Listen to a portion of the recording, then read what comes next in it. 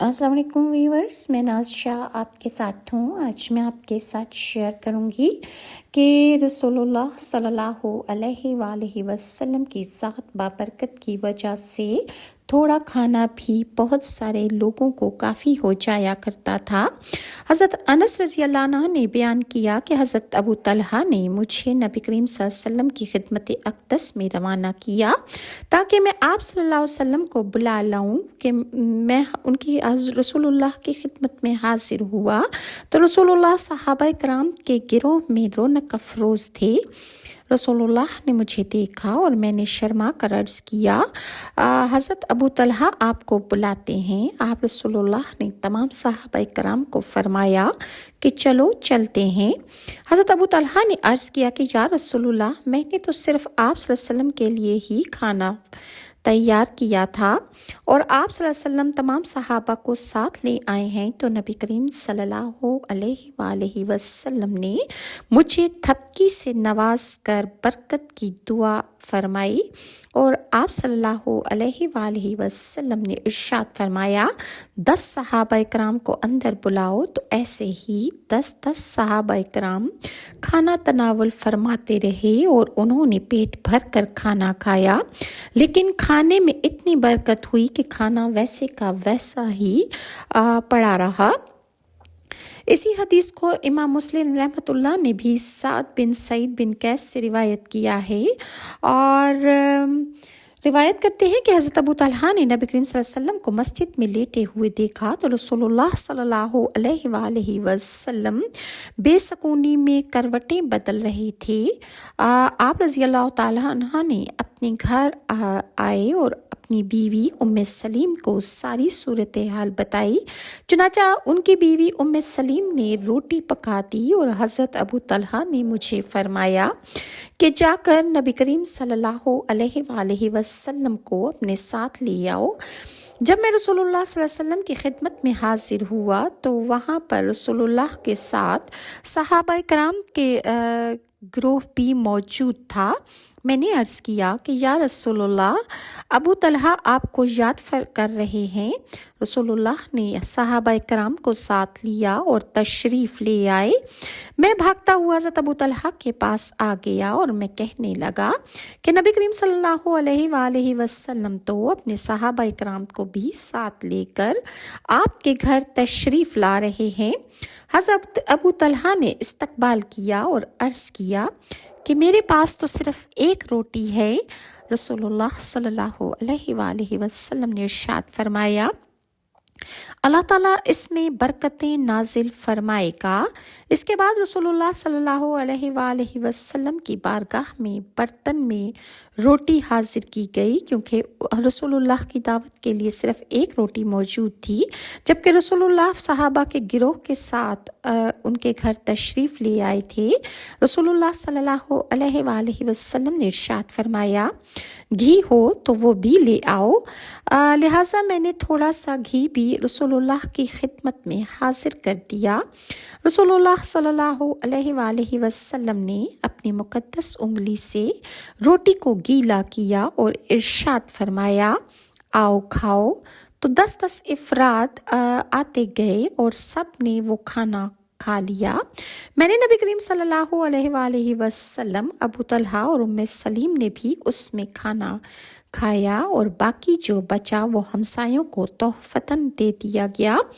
اور صحیح بخاری میں حضرت جابر بن عبداللہ سے روایت ہے کہ جب خندق کی کھدائی کی جا رہی تھی تو میں نے ملاحظہ کیا کہ رسول اللہ صلی اللہ علیہ وآلہ وسلم شدت بھوک کی حالت میں ہے۔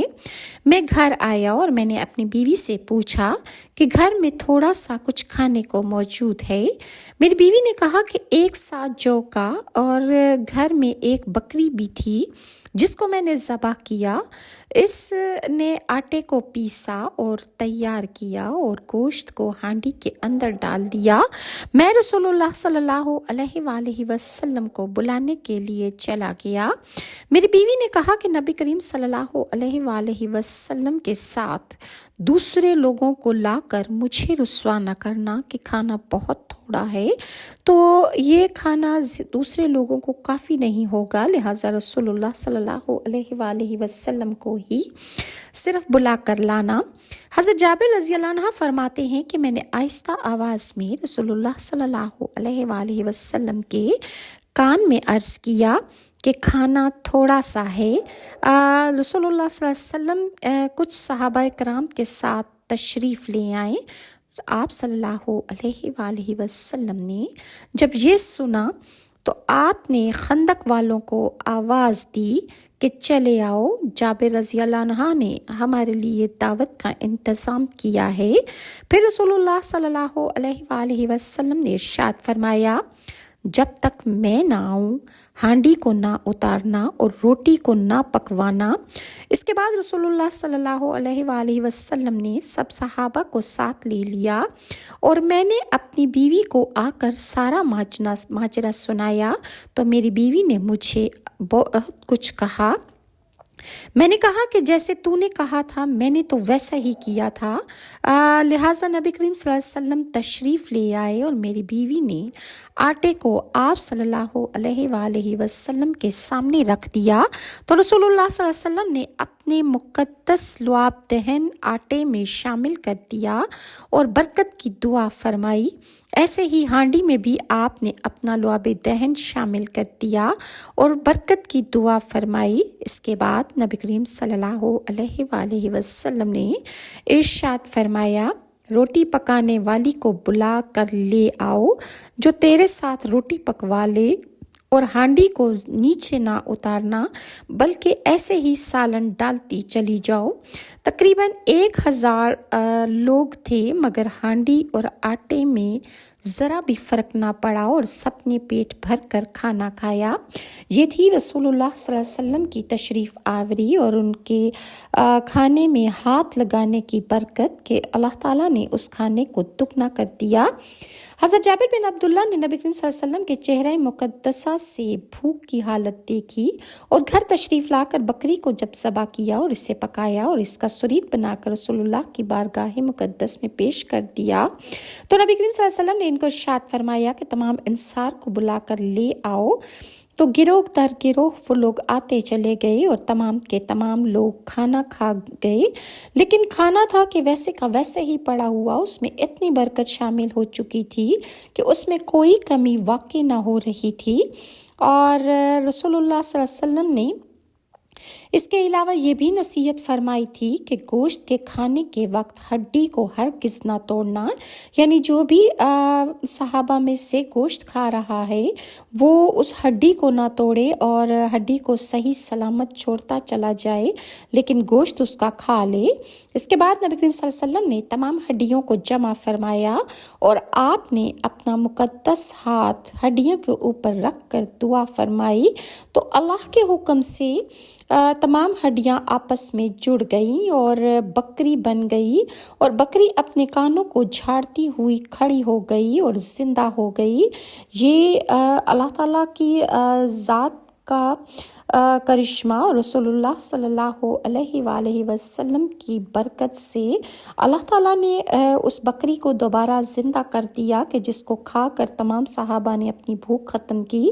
لیکن رسول اللہ صلی اللہ علیہ وسلم نے تمام ہڈیوں کو جمع کر جب اپنے ہاتھ اس پر رکھے اور آپ نے دعا فرمائی تو بکری زندہ ہو گئی اور وہ اپنے کانوں کو جھاڑتی ہوئی کھڑی ہو گئی۔ اس کے بعد رسول اللہ صلی اللہ علیہ وآلہ وسلم نے حضرت جابر رضی اللہ عنہ کو ارشاد فرمایا کہ اے جابر اپنی بکری کو لے جاؤ، اللہ تعالیٰ اس میں برکت عطا فرمائے گا۔ حضرت جابر رضی اللہ عنہ فرماتے ہیں کہ میں اس بکری کو لے کر آیا اور وہ راستے میں مجھ سے اپنا کان چھڑواتی رہی۔ میری بیوی نے مجھ سے کہا کہ اے جابر یہ کیا ہے؟ میں نے عرض کیا کہ اللہ کی قسم یہ ہماری وہی بکری ہے جو نبی کریم صلی اللہ علیہ وآلہ وسلم کے لیے ہم نے ذبح کر کے پکائی تھی۔ اور آپ صلی اللہ علیہ وسلم نے اللہ تعالیٰ سے دعا کی تو اللہ نے اس بکری کو دوبارہ زندہ فرما دیا۔ بیوی نے جب یہ سنا تو کہا 3 بار کہنے لگی، میں گواہی دیتی ہوں کہ آپ صلی اللہ علیہ وآلہ وسلم واقعی اللہ تعالیٰ کے رسول ہیں۔ میں گواہی دیتی ہوں کہ رسول اللہ واقعی اللہ کے رسول ہیں۔ اور یہ حدیث معجزات النبی صلی اللہ علیہ وآلہ وسلم سے لی گئی ہے۔ مسند ابو یعلا میں حضرت انس رضی اللہ عنہ سے روایت ہے۔ حضرت انس رضی اللہ عنہ نے عرض کیا کہ کوئی عجیب و غریب واقعہ ہو تو بتائیے، تو آپ نے فرمایا میں نے نبی کریم صلی اللہ علیہ وآلہ وسلم کی 10 سال خدمت کی۔ مجھے نبی کریم صلی اللہ علیہ وسلم نے کبھی کسی غلطی کے ہونے پر ذرا بھی کچھ نہ کہا۔ جس وقت رسول اللہ صلی اللہ علیہ وسلم نے زینب بنت جحش سے شادی فرمائی تو میری والدہ نے مجھے فرمایا کہ اے میرے بیٹے، نبی کریم صلی اللہ علیہ وسلم نے شادی کی ہے، پتہ نہیں کہ رسول اللہ کے پاس کھانے کے لیے کچھ ہے یا نہیں، گھی کا ڈبہ لے آؤ۔ میں نے گھی اور کھجور اپنی والدہ کو دے دیے تو میری والدہ نے ان دونوں کو ملا کر حلوہ تیار کر دیا اور پھر مجھ سے کہنے لگی کہ اس کو آپ صلی اللہ علیہ وآلہ وسلم اور آپ کی زوجہ محترمہ کو دے آؤں۔ جب میں اس کھانے کو لے کر رسول اللہ صلی اللہ علیہ وسلم کی خدمت اقدس میں حاضر ہوا تو رسول اللہ نے ارشاد فرمایا، اس کھانے کو سائڈ پر رکھو اور ابو بکر، عمر، عثمان اور علی اور دوسرے صحابہ کرام جو مسجد میں موجود ہیں سب کو بلا کر لے آؤ، اور جو لوگ راستے میں مل جائیں ان کو بھی ساتھ لے کر آ جانا۔ حضرت انس فرماتے ہیں میں حیران تھا کہ تھوڑا سا کھانا ہے اور رسول اللہ نے دعوت کے لیے کثیر لوگوں کو بلوا لیا ہے تو گھر اور مکمل صحن لوگوں سے بھر گیا۔ رسول اللہ صلی اللہ علیہ وسلم نے ارشاد فرمایا اس برتن کو میرے پاس لے آؤ۔ چنانچہ میں نے اس برتن کو رسول اللہ کے روبرو پیش کر دیا۔ آپ صلی اللہ علیہ وسلم نے اس میں اپنی مقدس انگلیاں داخل فرمائی تو کھانا بڑھنے لگ گیا اور تمام کے تمام لوگ کھانا کھا کر واپس روانہ ہو گئے، اور برتن میں اسی طرح کھانا موجود تھا جس قدر میں لے کر آیا تھا۔ رسول اللہ صلی اللہ علیہ وسلم نے مجھ سے ارشاد فرمایا یہ کھانا زینب کو دے کر آؤ، تو میں نے وہ کھانا اندر رکھا اور دروازے کو بند کر کے واپس آ گیا۔ ثابت بنائی نے کہا کہ میں نے کہا کہ اے ابو حمزہ، کتنی تعداد تھی کہ جن لوگوں نے وہ کھانا کھایا تھا؟ تو انہوں نے فرمایا تقریباً 71 یا 72 لوگ تھے کہ جنہوں نے وہ تھوڑا سا حلوہ کھایا، اور لیکن اس کھانے میں برکت اتنی زیادہ تھی کہ وہ ختم نہ ہوا اور اسی طرح کھانا موجود رہا۔ معجزات النبی میں حضرت ابو ہریرہ سے روایت ہے کہ نبی کریم صلی اللہ علیہ وسلم نے مجھے اصحاب صفہ کو بلانے کا حکم ارشاد فرمایا۔ میں چلا گیا اور سب کو لے کر رسول اللہ کے پاس لے آیا اور اجازت لی تو رسول اللہ نے اجازت عطا فرما دی۔ ہمارے روبرو برتن میں کھانا رکھ دیا جو ہو سکتا ہے کہ ایک مد جو سے تیار کیا گیا ہو۔ آپ صلی اللہ علیہ وسلم نے اس میں اپنا مقدس ہاتھ رکھ کر ارشاد فرمایا بسم اللہ پڑھ کر کھاؤ، تو ہم نے خوب پیٹ بھر کر کھانا کھایا، اور رسول اللہ صلی اللہ علیہ وسلم نے جب ہمارے روبرو کھانا رکھا تو ارشاد فرمایا ہمارے گھر میں اس کھانے کے علاوہ اور کچھ بھی موجود نہیں ہے۔ حضرت ابو ہریرہ سے استفسار کیا گیا کہ جس وقت آپ رضی اللہ عنہ کھانے سے فارغ ہوئے تو کتنا کھانا بچا تھا؟ آپ نے ارشاد فرمایا جس قدر پہلے تھا اسی قدر بعد میں بھی کھانا موجود تھا، مگر اس میں انگلیوں کے نشان دکھائی دے رہے تھے۔ یہ اصحاب صفہ کے واقعے کے علاوہ واقعہ ہے جس میں ان کے دودھ پینے کا ذکر موجود ہے۔ حضرت ابو ایوب انصاری سے روایت ہے کہ میں نے نبی کریم صلی اللہ علیہ وسلم اور حضرت بکر صدیق کی دعوت کی اور صرف انہی کے لیے کھانا تیار کروایا۔ میں رسول اللہ صلی اللہ علیہ وسلم کو لینے کے لیے آیا تو رسول اللہ نے ارشاد فرمایا انصار میں سے 30 اشراف انصار کو بلا کر لے آؤ، اور مجھے یہ بہت حیرانگی ہوئی کہ میرے پاس تو اس کھانے کے علاوہ اور کوئی بھی کھانا موجود نہیں ہے، تو میں جانے سے رک گیا کیونکہ میں پریشان ہو گیا تھا۔ تو رسول اللہ صلی اللہ علیہ وسلم نے دوبارہ مجھے ارشاد فرمایا کہ 30 اشراف انصار کو بلا کر لے آؤ۔ چنانچہ وہ آ گئے۔ جب انہوں نے کھانا کھا لیا تو انہوں نے رسول اللہ صلی اللہ علیہ وسلم کے رسول ہونے کو تسلیم کیا اور آپ کے ہاتھ پر بیعت کر لی۔ پھر آپ صلی اللہ علیہ وسلم نے ارشاد فرمایا کہ 60 اشراف انصار یعنی معزز انصار کو بلا کر لے آؤ۔ حضرت ابو ایوب انصاری فرماتے ہیں کہ مجھے 60 آدمیوں کو بلانے میں پریشانی ہی نہیں تھی جس قدر 30 آدمیوں کو بلانے میں تھی۔ چنانچہ وہ آئے اور خوب پیٹ بھر کر کھانا کھا کر روانہ ہو گئے اور روانہ ہونے سے پہلے رسول اللہ کے رسول ہونے کی گواہی دے کر ایمان لے آئے اور بیعت بھی کر کے چلے گئے۔ آپ صلی اللہ علیہ وسلم نے دوبارہ مجھے ارشاد فرمایا 90 اشراف انصار کو بلا کر لے آؤ۔ چنانچہ میں ان کو بلانے کو لے کر آیا تو انہوں نے بھی پیٹ بھر کر کھانا کھایا اور روانہ ہونے سے پہلے رسول اللہ صلی اللہ علیہ وسلم کے رسول ہونے کی گواہی دی اور بیعت بھی کر لی۔ قصہ مختصر، تھوڑے سے کھانے سے 180 انصار نے خوب پیٹ بھر کر کھانا کھایا اور یہ سب رسول اللہ صلی اللہ علیہ وآلہ وسلم کی ذات پاک کی بابرکت کی وجہ سے اللہ تعالیٰ نے کھانے میں برکت عطا فرمائی اور 2 لوگوں کا کھانا 180 لوگوں کو کافی ہو گیا اور سب نے پیٹ بھر کر کھانا کھایا۔ اسی طرح ہمارے گناہوں کے بارے میں کیسے بحث پرس ہوگی اور کس طرح اللہ تعالیٰ ہمارے گناہوں کو صرف معاف کرتا ہے جبکہ سابقہ قوموں کو ان کے گناہوں کی اسی وقت سزا مل جایا کرتی تھی۔ امام ابن جریر حضرت ابن عباس سے روایت کرتے ہیں کہ جب یہ آیت کریمہ نازل ہوئی کہ جو کچھ تمہارے دلوں میں ہے تم اس کو ظاہر کر دو یا چھپاؤ، اللہ تعالیٰ تم سے اس کا حساب لے گا، تو صحابہ کرام نے عرض کیا یا رسول اللہ صلی اللہ علیہ وآلہ وسلم، ہم ہاتھ پاؤں اور زبان کے کاموں سے توبہ رجوع کرتے ہیں تو وسوسوں سے کیسے رجوع کریں؟ تو حضرت جبرائیل علیہ السلام اس آیت کو لے کر آئے، اللہ تعالیٰ کسی شخص کو اس کی طاقت سے زیادہ تکلیف نہیں دیتا، بے شک تم وسوسوں سے باز رہنے کی طاقت نہیں رکھتے۔ اور حضرت ابو ہریرہ سے روایت ہے کہ رسول اللہ صلی اللہ علیہ وسلم نے ارشاد فرمایا میری امت کے سینے میں جو وسوسے آتے ہیں اللہ تعالیٰ ان سے درگزر فرما لیتا ہے جب تک کہ وہ ان پر عمل نہ کرے اور ان کی بات نہ کریں۔ اسی طرح سنن ابن ماجہ میں رسول اللہ صلی اللہ علیہ وسلم نے ارشاد فرمایا جو اس شخص نے نیک کام کیے ان کا نفع بھی اسی کے لیے ہے اور جو اس نے برے کام کیے ان کا نقصان بھی اسی کے لیے ہے۔ اور حضرت ابو ذر غفاری سے روایت ہے کہ رسول اللہ نے ارشاد فرمایا اللہ تعالیٰ نے میری امت کے ان کاموں کو معاف فرما دیا جو خطا سے، بھول کر یا جن کاموں پر انہیں مجبور کیا گیا ہو، وہ کام اگر میری امت سے ہو جائیں تو اللہ تعالیٰ ان کو ان کاموں سے معاف فرمائے گا۔ اور امام ابن جریر نے روایت کیا ہے کہ ہم کو ایسے احکام کا مکلف نہ کرنا کہ جن کو ہم ادا نہ کر سکیں، جس طرح ہم سے پہلے یہود و نصارہ پر سخت احکام کا بوجھ ڈالا گیا اور ان احکام پر عمل نہ کر سکے تو ان کی سزا میں ان کو بندر اور خنزیر بنا دیا گیا۔ عبد الرحمن بن حسنہ سے روایت ہے کہ نبی کریم صلی اللہ علیہ وسلم نے ارشاد فرمایا جب بنو اسرائیل کے کپڑوں پر پیشاب لگ جاتا تو وہ اس کپڑے کو کینچی سے کاٹ ڈالتے تھے۔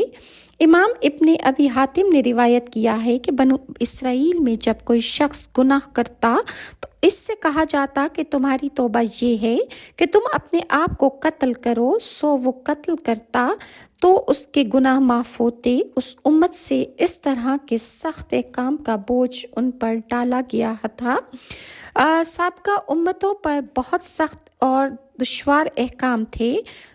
سابقہ امتوں پر 50 نمازیں فرض تھیں، زکوٰۃ میں چوتھائی مال کو ادا کرنا فرض تھا، نجس یعنی گندگی کپڑا کاٹے بغیر پاک نہیں ہوتا تھا، مال غنیمت حلال نہیں تھا، مسجد کے سوا کسی اور جگہ نماز وہ لوگ نہیں پڑھ سکتے تھے، تیمم کی سہولت انہیں میسر نہ تھی، قربانی کو کھانے کی اجازت نہیں تھی، اونٹ کا گوشت ان لوگوں پر حرام تھا، چربی حرام تھی، ہفتہ کے دن شکار کی اجازت نہیں تھی، کوئی گناہ کرتے تو انہیں اس کی سزا فوراً دنیا میں مل جایا کرتی تھی، قصاص میں قتل کرنا لازم تھا، شرک کی توبہ قتل کرنا تھی، جس اذا سے ان سے گناہ ہو جاتا وہ امتیں اس اذا کو کاٹ دیتی تھیں، تب ان کے گناہ معاف ہوتے تھے، دیت کی سہولت نہیں تھی۔ بعض گناہوں کی سزا میں ان کی صورتوں کو مسخ کر کے بندر اور خنزیر بنا دیا جاتا تھا۔ الغرض امت محمدی پر اللہ تعالیٰ کے بہت سے احسانات عظمیٰ ہیں کہ ہم گناہ بھی کرتے ہیں مگر پکڑ نہیں ہوتی۔ یہ سب نبی کریم صلی اللہ علیہ وآلہ وسلم کا صدقہ ہے اور رحمت للعالمین کی برکات کی وجہ سے اللہ تعالیٰ نے ہمارے بہت سارے گناہوں کو دنیا میں معاف کر دیتا ہے اور آخرت میں بھی نبی کریم صلی اللہ علیہ وآلہ وسلم کی شفاعت ہمیں نصیب ہوگی۔ ویورز انشاءاللہ نیکسٹ ویڈیو میں آپ کے ساتھ شیئر کروں گی کہ حضرت محمد صلی اللہ علیہ وآلہ وسلم حضرت فاطمہ کے گھر تشریف لے کر گئے تو کھانے میں برکت کس طرح ہوئی، کیا جنت سے کھانا آیا تھا۔ انشاءاللہ نیکسٹ ویڈیو میں آپ کے ساتھ تمام ڈیٹیلز شیئر کروں گی، اور اگر آپ کو میری ویڈیوز اچھی لگتی ہیں تو کائنڈلی لائک اور سبسکرائب ضرور کیجیے۔ نیکسٹ ویڈیو تک کے لیے ناز شاہ کو اجازت دیجیے۔ اللہ حافظ۔